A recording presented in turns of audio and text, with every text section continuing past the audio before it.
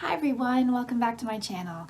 My name is Jenny. I'm here today to wrap up the 1970s project for 2021. If you're not familiar with my 1970s project, I figured out a few years ago that literature from the 1970s seemed to be particularly appealing to me. And so I decided to create a list and start reading from it in order to investigate what it was about 1970s literature that was so compelling for me. And so the first iteration of that was reading through 10 books, I believe. And I will link the video of those first 10 books down below. For 2021, I picked 5 books off of my list. And I did a little update at the end of last year, kind of talking about some changes that I made to the list, because I think when you're searching for books from, past decades where the literature and books that were being released were very much centered on one Western perspective, it was hard to find more diversity and more voices without digging deeper. So I started doing that last year. I created a list at that time of 35 books, and as of today, I have read 18 of the books on that list, and there are now 17 left for me to read. So the 5 books that I read this year in 2021 for this project were all written by women. And you will see that in my exploration of 1970s literature, my bias towards reading women's voices is very clear. There are some men on this list, and I did read some men in the first list, but it's more women heavy, and that's just a natural inclination that I have as a reader. So I apologize if that's a problem for you, but anyway, it's not a problem for me. And I overall enjoyed most of these books this time, but they all have kind of different vibes, and so I'm not really going to be comparing them to each other here. I'm going to kind of talk to them about them individually. I've also discussed these books throughout the year because in my wrap-ups and TBRs and things like that. And I also wanted to say that I will be putting this project on sort of a hiatus for 2022.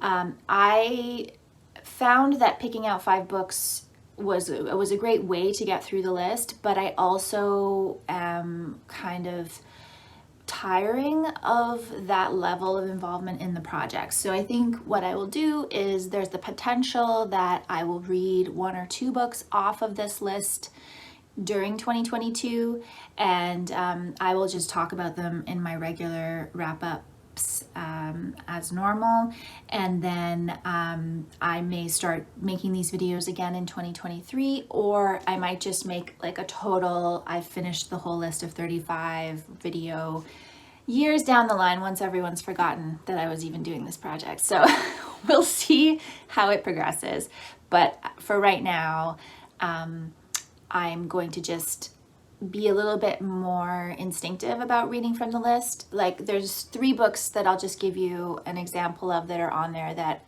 I would potentially read in 2022. Sula by Toni Morrison, which is her second novel.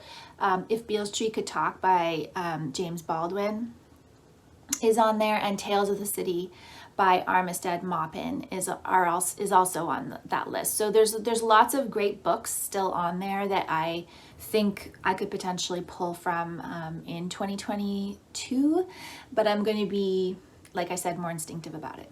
So for this iteration of 5 books, I started with The Bluest Eye by Toni Morrison. And this was my first time reading Toni Morrison. I started at the beginning. I heard before that was a good place to start with her, and I enjoyed it overall. I was not blown away by it. It was not a book that I fell in love with. And I think what was important for that book in terms of the 1970s was that Toni Morrison focused on the African American experience, especially the African American experience of, in this story, of a young girl. And that was the revolutionary aspect of this book when it came out, and I think it's still revolutionary today. My favorite part of the book was a really short passage, quite close to the beginning, which talked about one of the characters getting her period for the first time. And I don't think I've ever read anything about menstruation before in a novel, and it was very sweet and touching to me. And it was so obvious to me that it was written by a person, a woman with a huge genius for taking everyday life experiences and pulling the meaningful, poignant moments out of them. And so that for me was my favorite part of that book.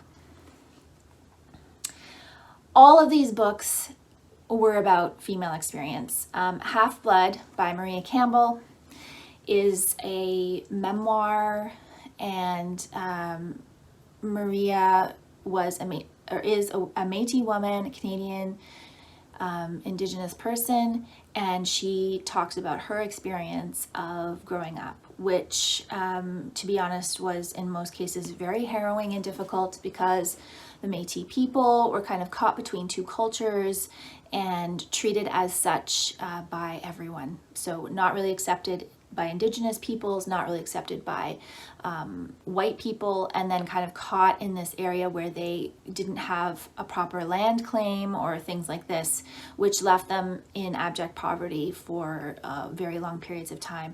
Maria was, struggled through many parts of her life, and it's a very important book, and she writes it in a very matter-of-fact way.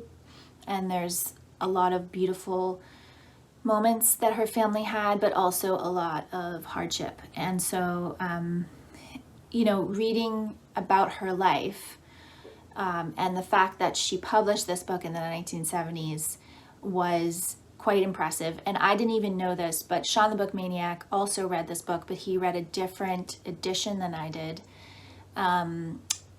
This year, and he was saying that there was actually a chapter that was removed because she spoke about being raped in it, in the original edition, and the edition that he had that chapter put back in. So I have not read that part of the book. So if you do decide to pick up this book, please know that the newer edition is the more complete version to read. The Women's Room by Marylin French was, to be honest, an experience I had never read before. It was a piece of irreverent and powerful commentary on the middle American housewife experience. So this book, again, many of the books that I read in this grouping were not specific about the time period of the 1970s in the actual content of the books, but the fact that they were released, the fact that they were published during the 1970s is about the change, the shift in thinking about women's issues and how women's lives were being taken more seriously, were being given the space to be published, even though in a lot of cases these books were kind of on the margins of the publishing industry, and in some cases people didn't even really read them because they just kind of were published and then lost in obscurity. So the Women's Room had some problematic parts to it. To me, a lot of the language I felt was racist and difficult from some of the characters when it didn't need to be. It didn't seem to make sense with what was going on in the story at the time.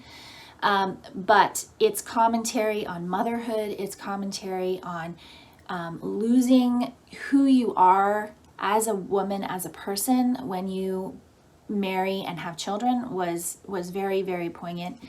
And it just the way it progressed. It was like nothing I've ever read before. And it is a seminal novel in feminist literature. So I definitely think it has a place in the commentary of feminist literature. Okay, so the last two books that I read, I feel like they kind of talk to each other a little bit, so I wanted to talk about them in relation to each other. Oreo by Fran Ross is a kind of obscure, again, on the margins novel. It was, Fran Ross died quite young, and so her, she didn't have a long career, nothing like Toni Morrison, was not lauded. Her style is very unique. She has this very satirical and lighthearted way of talking about serious issues around race and gender. And Oreo is a mixed race protagonist. Her father's Jewish, her mother is African American. And it is also based on the Odyssey. So you got this quest story happening in here, and a lot of humor. And so I don't get along very well with humor in books. I did find some parts funny and I laughed out loud. I did not finish this though. I got halfway through. I also read the forward and afterward, which helped me to understand the context of where this novel fits in African American literature.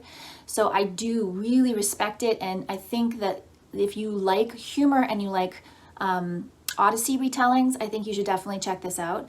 For me, I'm just not into either of those things, so I struggled to continue with it. I struggled to connect to it. It just didn't have these little things that I needed to keep me going to read the whole thing. But I do feel like it goes very well with Rubyfruit Jungle by Rita Mae Brown, which was the last book of the 5 that I read. This book is about a bisexual woman growing up mostly in Florida. And again, humor is used. The difference between the two here was just that the humor in this book was also layered with a really deep connection to character, and that's what I needed this one to have, and I just never got that from this. But from this I did. I didn't really like the first 2 chapters. I believe it was chapter 3 where I really got connected to the characters. So Molly is our protagonist in this book, and Molly is looking at the world in a very specific way. She doesn't like to be labeled. She doesn't like to be put in categories. And so she struggles against being called a lesbian, although she does eventually identify as a lesbian. She struggles against being told what her gender can and cannot do. She struggles against her birth, which was illegitimate, and how her adoptive parents treat her and integrate her into the rest of the family. There's a lot in this book. I understand why it is so also so lauded in feminist literature. Along with this one, because I think Oreo is very similar in character to Molly. She's also very irreverent, also very independent, also has parents that kind of abandon her, and she's out there in the world and she's pushing through to figure out herself. And that is very much a theme, I think, as well in 1970s literature, where these women are challenging gender roles, they're challenging sexual,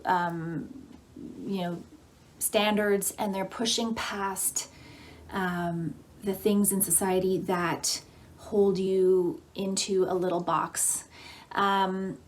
This book is also from a white perspective. There is some representation in here, which I thought was good. It actually feels very modern. The only way you know that it's not a modern book is because of a little bit of the terminology that she may use here and there. And also, obviously, there's not any technology, but it has a very modern narrative to it. And by modern, I mean, it sounds like it could have been written this year. It's got a really fresh and eternal feeling to it where it's just relatable no matter when you're reading it. So yeah, I thought it was really, really great.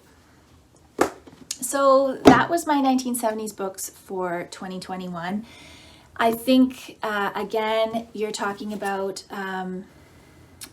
all of them that I've read from my first video, not all of them, sorry. Many of the ones that I liked the best from my first video to this video are, again, talking about women's themes around reproduction, access, abortion issues are brought up, sexuality, and I think that is the thread. I think I've kind of figured out the 1970s thread that really appeals to me, and it is that these authors were diving deep into these issues that were meaningful to women, that were taboo at the time, and they were pushing the boundaries of what we are allowed to talk about in relation to women's issues in literature. And yeah, that is my wrap up of the 1970s project. And I want to thank you so much for following along if you have been. And if you've read any books written in the 1970s that you think fit into the category that I've been talking about today that I don't know about, please put them down below and I will add them to my list if I'm interested in reading them. And like I said, I will update you if this project comes back online in the future. But until then, I will see you in my next video. Thanks so much for watching.